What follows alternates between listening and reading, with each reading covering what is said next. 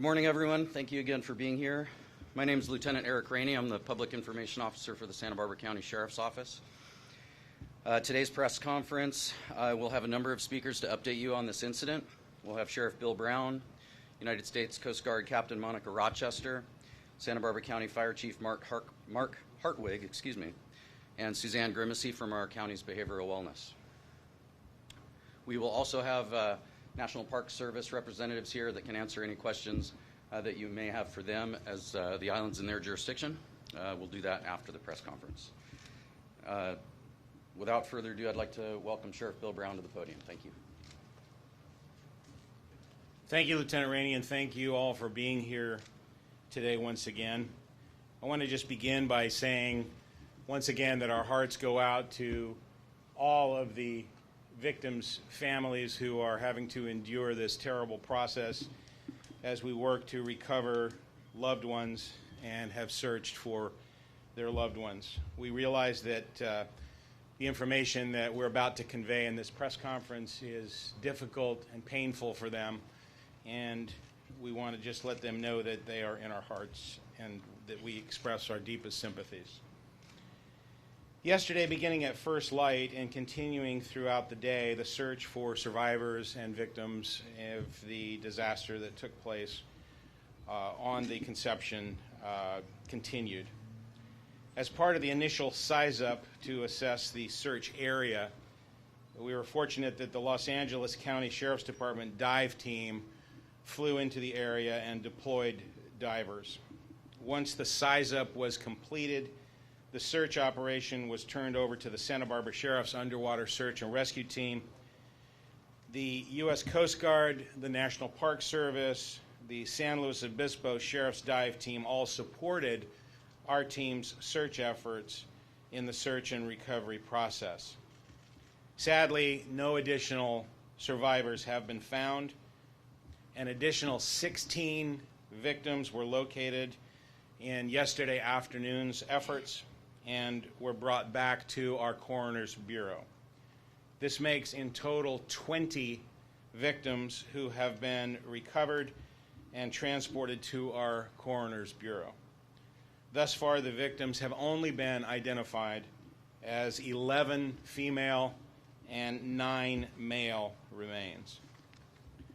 There were several other victims that were seen by the divers, somewhere between 4 and 6, that are still within the wreckage, but due to the positioning of the boat, they were unable to be recovered before nightfall.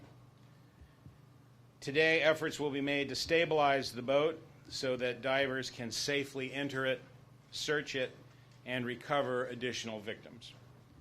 Divers will also map a search area based on currents and the debris field, which is about a half mile in size, in our continuing efforts to recover additional victims and evidence.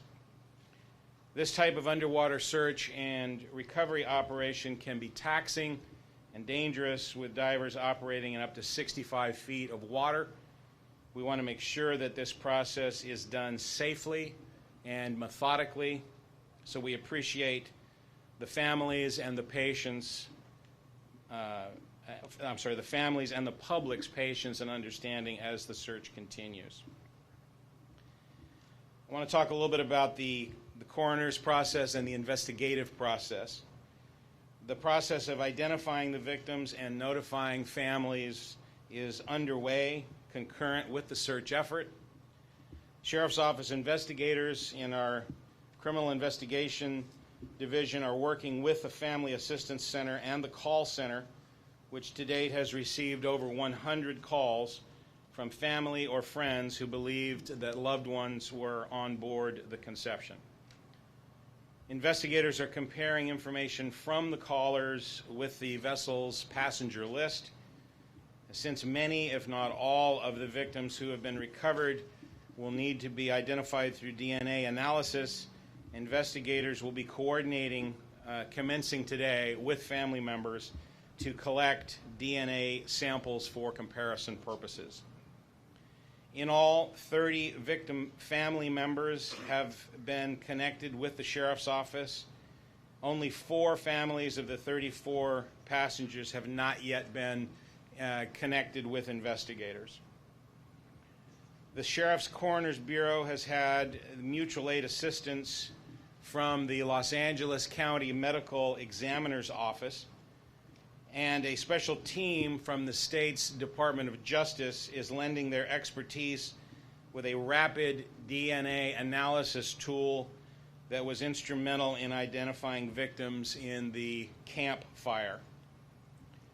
Today, we will begin the process of mapping DNA profiles of the 20 victims that we have recovered so far so that they can be compared with family samples that will be collected commencing today and in the days to come.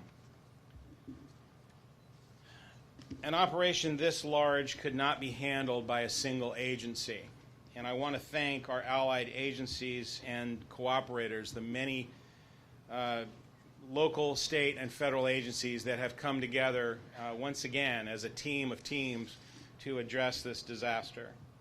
In the initial response and the first day of the incident, we thank and appreciate the Coast Guard, the Ventura County Fire Department, the Santa Barbara Harbor Patrol, the Ventura Sheriff's Office, and the Los Angeles County Sheriff. And as we are moving into the sustained search and recovery efforts, I want to thank the Cal Office of Emergency Services out of the Governor's Office, the San Luis Obispo County Sheriff's Department, the National Park Service, the FBI, the Alcohol, Tobacco, Firearms, and Explosives Division, the Sacramento branch of the State Department of Justice, the Orange County Sheriff, the Long Beach Police Department that's helping with security in the exclusion zone, and the California Department of Fish and Wildlife.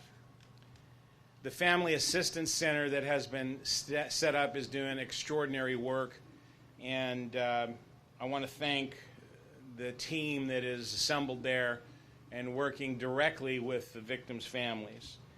Members of the District Attorney's Office, the Behavioral Wellness Department, our chaplains from the Sheriff's Office, Hospice of Santa Barbara, the American Red Cross, the Salvation Army, and counselors from the At Ease program that is there in support of the first responders who are dealing with this terrible incident.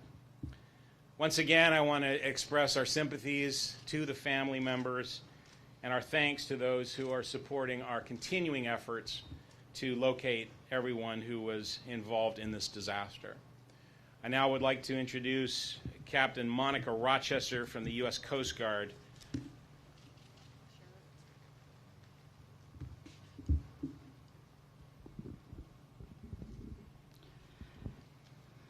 I'm Captain Monica Rochester, Captain of the Port for Coast Guard Sector Los Angeles, Long Beach. As of 9:40 a.m. this morning, Coast Guard has suspended search efforts pending further development. It is never an easy decision to suspend search efforts. We know that this is a very difficult time for families and friends of the victims. We have suspended these search efforts due to no additional individuals having been witnessed entering the water. Our last aircraft overflight this morning has revealed that no additional signs of distress or debris has been witnessed. The Coast Guard and other partner agencies conducted 7 missions consisting of 3 helicopter crews and multiple surface assets covering an area of approximately 160 miles. Coast Guard Air Station San Francisco Forward Operating Base, Point Magoo, MH-65 Dolphin helicopter crew was involved, 2 45-foot response boat mediums from Coast Guard Station Channel Islands Harbor, Coast Guard Cutter Narwhal, home ported in Corona Del Mar, California, who has been relieved this morning, and a 45 response boat medium has been called in her place to maintain on-scene commander. The National Park Service, Santa Barbara County Sheriff's Department, Santa Barbara County Fire Department, Ventura County Fire Department. Again, our hearts, our thoughts are with the family and friends of the victims. Our total search time for our efforts was just below 24 hours.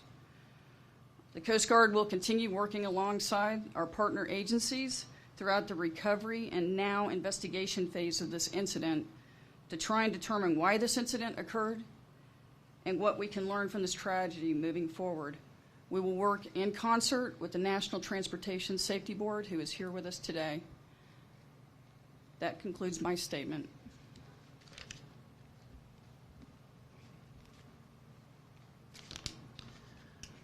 Mark Hartwig, County Fire Chief, Fire Warden.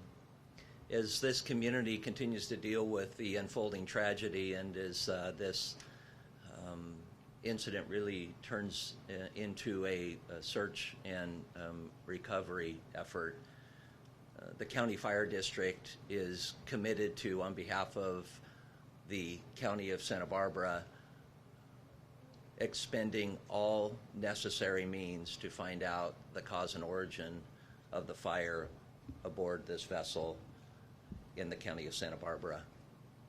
We're sensitive to the fact that families are gathered today, some from outside of the area, to bring their loved ones home.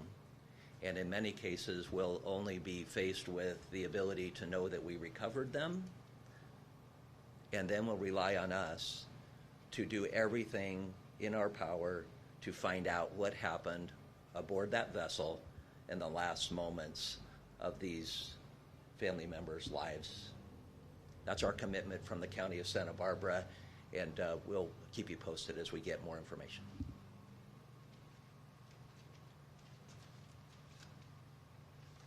My name is Suzanne Grimacy. I work with the County of Santa Barbara, the Department of Behavioral Wellness. The information that we're hearing today is painful and difficult for everyone. But important to recognize there's some people, families, friends, loved ones that will never forget today, and will never forget the pain in hearing the change in a search and rescue to a search and recovery effort. The Family Assistance Center remains open, will be open throughout the day today, ongoing through Thursday from 9 a.m. till 6:30 p.m. We'll extend hours and days as needed. The Family Assistance Center is set up as a place for families, friends, loved ones to come safely and get information, to get resources and referrals, and to get counseling and support. I want to thank our media for understanding this and helping to create a safe place where family members know that they can come and get that support. We really want to encourage those that have been directly impacted to use this as a resource to come and get support for yourself, your families. It's also a place where you can come and join with other families who are sharing the same loss. The Family Assistance Center, as you heard from Sheriff Brown, is staffed by a broad team, by the Department of Behavioral Wellness. We have local clergy and chaplains. We have the District Attorney's Office present, American Red Cross, Hospice of Santa Barbara. We have fire, police, sheriff, Coast Guard will be joining us today. So really encourage families to utilize this resource. And our county information call line remains available as well. The number is 833-688-5551.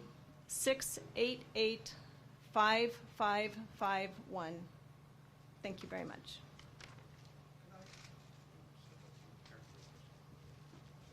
All right, ladies and gentlemen, we'll take some questions right here. Captain Rochester, I'd like to ask you a two-part question, Captain. First of all, clarification for me. I have many colleagues. Are vessels like this required to have some type of smoke detector on there? And my second question, more or less an explanation from you. For people who don't understand, what does it mean when you go from search to recovery? What are the implications? What does it actually mean?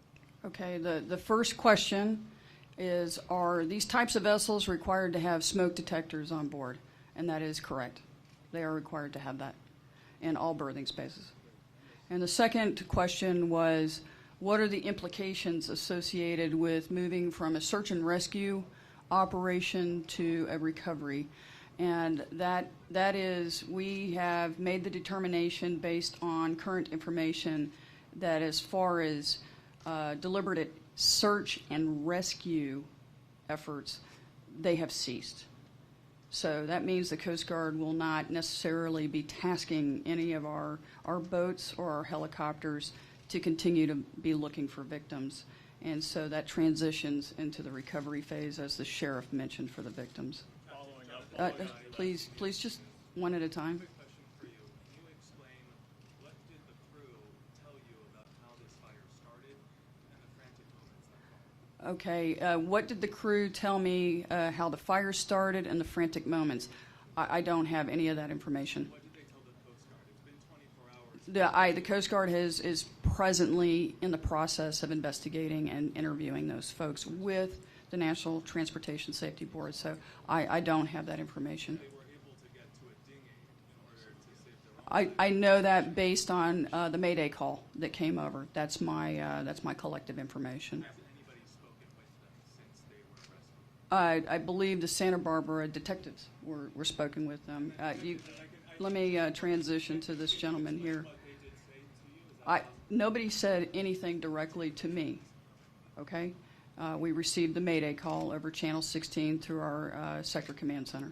At this point, are you assuming that all 34 passengers did not make it? That would be a correct assumption. And can you elaborate? There's been reports that they were possibly locked down in the sleeping area. Is that accurate? I heard that, and that's actually, quite frankly, that's actually on our recorded call for the Mayday. I personally have interviewed that radio watchstander as well as the manager of the floor for this particular incident. A lot of activity was happening, as you can surmise, coming over the communication system, over our radios. A lot of adrenaline, a lot of confusion. And I think my best deduction is the member was the radio communicator was trying to ask for information. There are no locked doors in accommodation spaces aboard these vessels. It's open berthing. And the only privacy that you have, and I'm sure that you've seen, because it's on the vessel's website, are curtains. That's Is it it. likely that they were trapped by the flames on top? I would suspect. Along those lines, the Mayday call also indicated that perhaps there wasn't a fire extinguisher on board, or there's a question of that. Have you heard anything about that? Okay, this vessel is required to be inspected annually by the U.S. Coast Guard, and it has been in compliance with all federal regulations. It is required to have not only fixed firefighting system, but also portable firefighting systems. The term explosion was mentioned yesterday as a possibility. Are you going there to say that that did occur? That may have been one of the first things to happen versus the speed at which how this fire started. I'm sorry, let me take that a little bit. You were asking my comments to a potential report of the vessel having an explosion on board. Is that what you're? Yesterday it was questioned and it was discussed as a possibility. Okay, that's all under investigation. I don't have any confirmation of that. Captain, are they required to have a night watch, and was there a night watch? That is also, the question is, are they required to have a night watch or a roving watch? That is also under investigation. My understanding is on the regulations that is correct. One more question. Is there a possibility that you may not bring the boat back up? I don't have that information right now. What I can offer to you is we are creating a salvage plan to ensure that, one, first and foremost, is the safety of the responders, the divers that are on scene, and to ensure that, if the vessel is inverted and upside down, it's going to have equipment hanging down on it. So we certainly don't want to put our divers in any kind of distress or harm's way. So that salvage plan, working with the owner, working with the sheriffs, will be forthcoming. We don't know yet. I heard some, yes. Captain, where was the Mayday call made from? Was it made from the Conception, or is it made from another vessel? And could we hear from the NTSB about their investigation? I believe the Mayday call came from the Grape Escape, which is our Good Samaritan, but we certainly can follow up and confirm with that. Sir?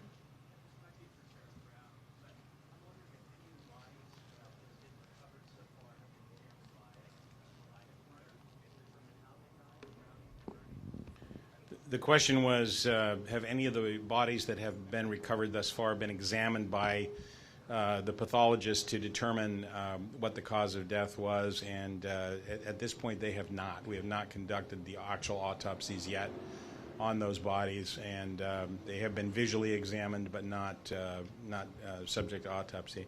And if I could just clarify something that I think seems to be, it appears as though the Mayday calls actually may have gotten conflated. There have been released messages about the calls, but the first Mayday call may have been actually from the Conception when a Mayday was put out and there was information that the person couldn't breathe. And then subsequent to that, there appeared to have been other Mayday calls that were put out by the Good Samaritan vessel that was nearby. When some of the clips from those calls have been shown on the news, they have been sort of put back to back with each other, which kind of indicated it was the same conversation, which I don't believe was. So just to take that in context, there may be some conflation going on there. In addition to that, the operator of the Good Samaritan boat that rescued the 5 crew members, he indicated to the media that he heard some explosions that were occurring, but that would have been well after the fire was underway. And as I indicated yesterday, that could have been propane bottles or scuba tanks that could have been blowing up in the fire as well. So there's no indication at this point in the investigation that there was an explosion that preceded this fire or this event. Surviving crew members have been interviewed, so you must have some indication as to how this fire started. Can you share that with us? The question was, since the crew members have been interviewed, is there any indication, can we share with them what happened? We do have statements that have been written by the crew members, and the crew members will be interviewed formally today as part of the investigative process, but since the investigation is ongoing, I'm not at liberty to release any of that information right now. Question was the captain of the ship one of the members who jumped into the water and survived? And yes, all indications are that he was. The one crew member who was not rescued appears to have been asleep in the sleeping area down below with the passengers.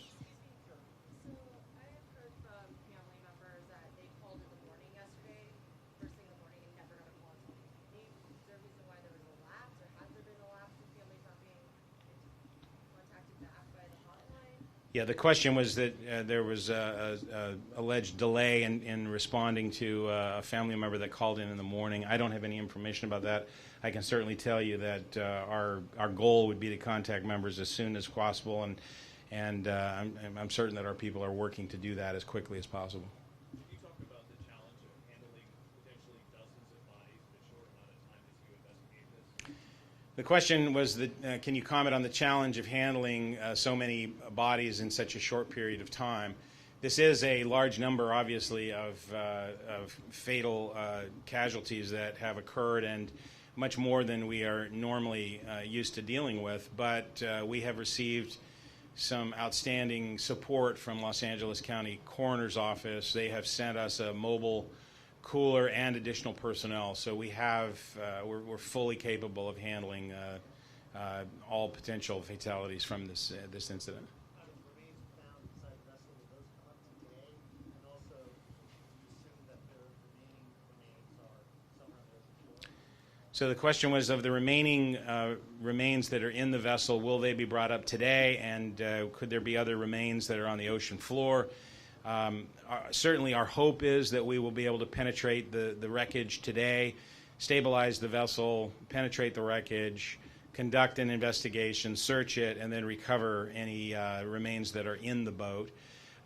In terms of what is outside in the debris field, we just don't know at this point. Obviously, we're going to have to see how many total bodies we recover, and if there are still bodies missing, then we'll have to look further into the debris and the wreckage that's on the ocean floor.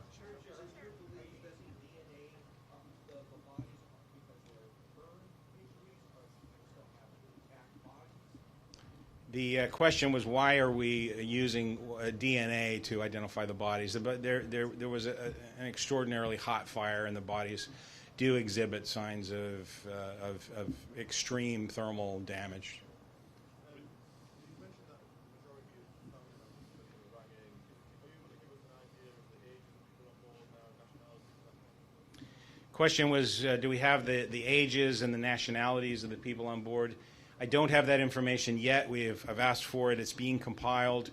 Anecdotally, we've heard that there was a 17-year-old that was on the vessel, and from also anecdotally, I know there were some people that were probably in their 60s. Don't have the exact range for you. As far as where they were from, the majority of the people on this trip appear to have been from the Santa Cruz, San Jose, Bay Area region that contracted with this company that chartered this vessel. With the DNA tool that was used in the campfire, how long do you think it'll take to identify the victim? Question is, how long do we think it'll take to identify the victims through the DNA process? All I can tell you is it's a rapid process compared to the normal DNA process. Normally, DNA can take days, weeks, or months to obtain. This system is capable of doing it much more rapidly than that, but I can't give you an exact amount of time. It will be done as rapidly as possible. Sir, if there are any bodies still lost at sea that aren't recovered and the Coast Guard has called off everything, will any auxiliary teams be dispatched to help find the lost brothers and sister divers? You're saying if we don't recover them all? Yes, So sir. the question was, if we don't recover all of the victims, is there going to be any additional search for them? So again, it's premature to say that, because our hope is that once we get into the vessel, hopefully today, that we will find the remaining victims and recover them. Obviously, if that doesn't happen, we will be looking at the debris field and other areas where there could be remains from the victims of this terrible tragedy. Sure. Is there any indication that any of the 34 people who were below deck managed to make it through the flames before they perished? Question is there any indication that anybody that was below deck managed to make it through the flames and above and to get out? And there is no indication of that at all. Sure. Two things. Was there any, why do you need to do DNA testing if you have a manifest? You pretty much know who was already on the boat. And what are the families providing you to be able to do that DNA testing? What are you doing? What was the first part of your question? If you have the manifest, why is it important to do the DNA testing again? So the question was, since we have the manifest and names of people who were aboard the vessel, why is it important to use DNA to determine it? We have to make a determination that the people whose names we have are in fact those people who were aboard the vessel, those who we know have perished, and those who we are continuing to look for and hopefully will recover shortly. So it has to be done through that process. We don't do it any other way. For the bodies that have been And what do you need from the families to do the DNA analysis? So the question was, what do we need from the families to do DNA analysis? So today our investigators will be reaching out to those family members who have contacted us, and if any family members have not contacted us for any reason, we ask that you do that. The reason being, we need to take familial DNA samples. We need to take a DNA sample from a parent or a sibling of the person who was believed to be on the vessel. That is done with something called a buccal swab. It's basically a swab that just takes saliva from the mouth of the donor, and then that DNA sample that is donated will be compared with DNA samples that we will take from the remains of the victims who are in our custody now. Sure, thank you. Can you shed more light on how it was that 5 of the 6 crew members happened to be up on the bridge? Were they having a meeting? Were they about to breakfast? Were they recharging scuba tanks?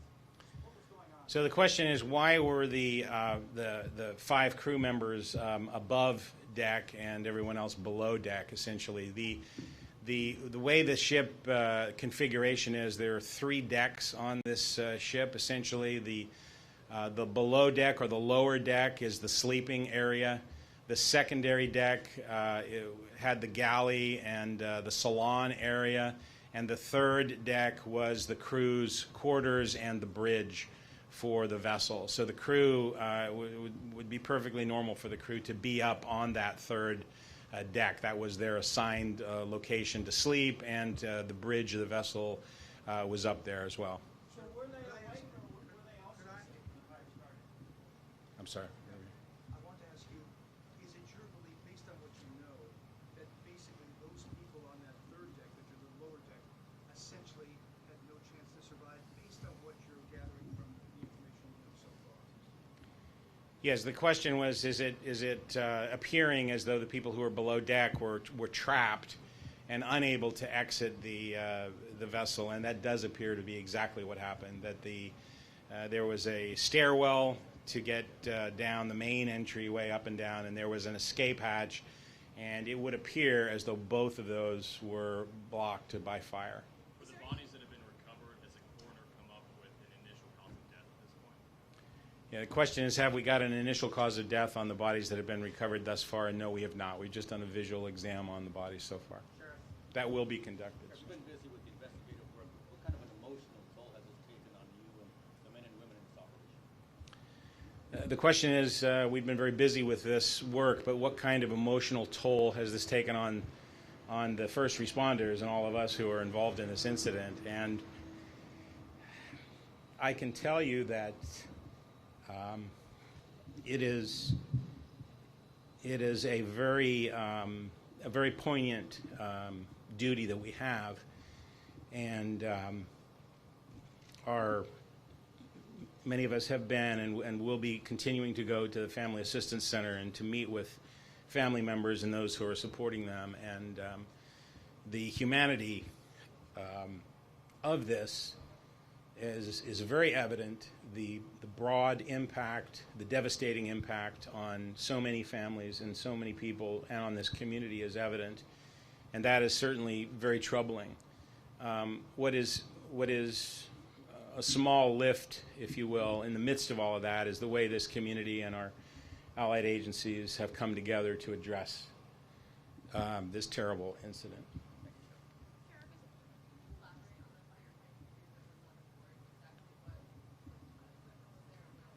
I'll let Captain Rochester answer that question. Okay, you've asked what type of firefighting equipment was on board and its location. Okay. So there's a fixed firefighting system that is located in the engine room. There will be at least handheld, or what we call portable, fire extinguishers at the both exitways or entryways, if you will. There will be portable fire extinguishers there. There will be a fire extinguisher on the bridge, and there will be a fire extinguisher outside on the main deck. According to the last examination, inspection that the Coast Guard did, all apparatus was accounted for. Were the crew members awake or asleep? My understanding, the crew, I don't have that clear, but we certainly can get that information for you. We were told they were in their underwear when they got to the Great Escape, which would suggest they were asleep, but yesterday we were being told that they were awake. We will get that clarification for you. On boats like this, do the dive tanks have to be kept in separate standard compartments should a fire eventually? I don't know what the current arrangement was on this boat, but we certainly can provide that clarification for you. Captain, what can other charters learn from this incident? I think the question was, what can other charters learn from this incident? I think to make sure everybody understands what the egress, what the emergency escape routes are, which I know that's a requirement for the master and the crew to conduct prior to departure from the dock and during evolutions. So, and what I mean by during evolutions is that there's a change in the operation. But I would suggest that preparation, training, and drilling your fire exercises. Just a moment. Is there any indication that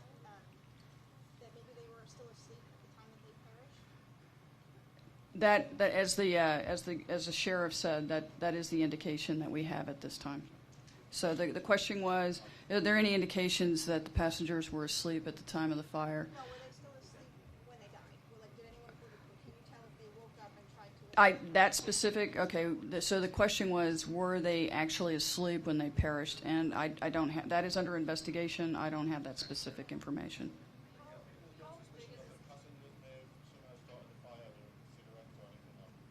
So the question is, would the passengers have had any cigarettes or anything of that nature? Is that essentially?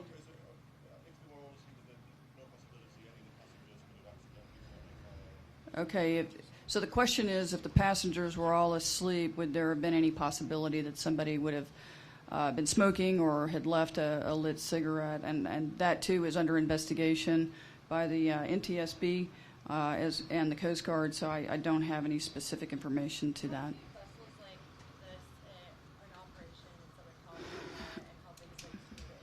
Okay, so the question is, how many vessels, how many dive vessels are in Southern California, and how big is that operation?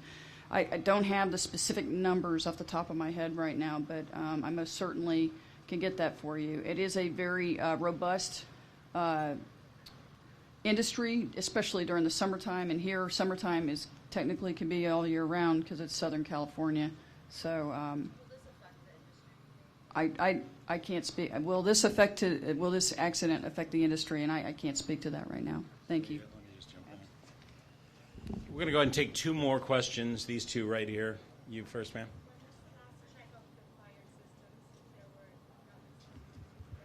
The question was, when was the last check of the fire system, of the firefighting equipment? You mean it would have been in August when the inspection was conducted?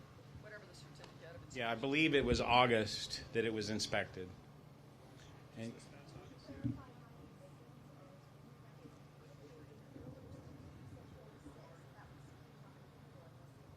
there's 14. The question was, we mentioned earlier that there were 4 to 6 people seen last night still in the wreckage, but how many people are missing? There's still, at this stage, are 14 people who are missing, and the bodies that are still within the wreckage that were sighted last night just before darkness, and we were unable to recover those last night. So our hope is that we'll be able to recover them today.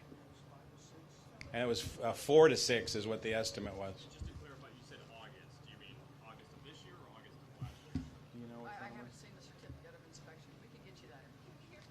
Yeah, I don't want to give you information on that because I don't know for sure. I thought it was August of this year, but it might have been of 2018. But it's whenever the last inspection was done, the last required inspection was done, all of that equipment was in operational order. So, ladies and gentlemen, that'll conclude our briefing today. We will reassess where we are in terms of additional information, and we will let you know if there will be another news conference sometime tomorrow. And in the meantime, if we have additional relevant information, we will release it through press release. Thank you.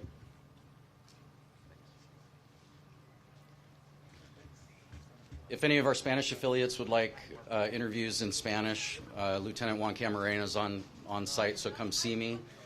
And if anybody has any clarifying questions on the information that was presented, I'll stick around.